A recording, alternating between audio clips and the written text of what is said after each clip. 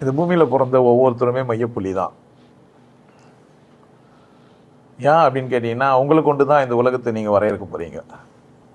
நீங்கள் எதை வேணால் பார்க்கலாம், என்ன புரிஞ்சுறீங்களோ அதான் உங்களுக்கு உலகம். அப்படி தானே?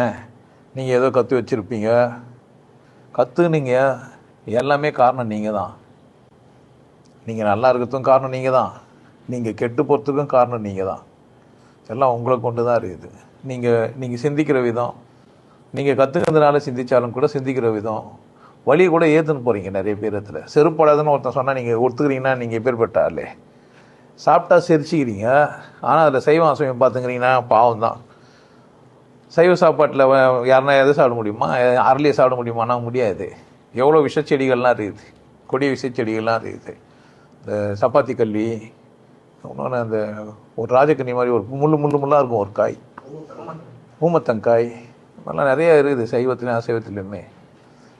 ஆனாலும் ஒத்துக்கிறீங்கன்னா அப்போ நீங்கள் தானே மையப்புள்ளி. நீங்கள் நல்லா இருக்கிறதுக்கும் நீங்கள் கெட்டு போகிறதுக்கும் நீங்கள் தான் காரணம்னா உங்களை கொண்டு தான் இந்த உலகம். பூனை கண்ணை முன்னா பூலோகம் இருண்டு போகுதுன்றது அதான்.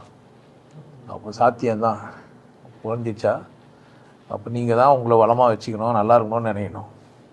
நினச்சா நீங்கள் எப்படி இருக்கலாம்? சந்தோஷமாக இருக்கலாம், மகிழ்ச்சியாக இருக்கலாம், கொண்டாட்டமாக இருக்கலாம். தீதும் நன்றும்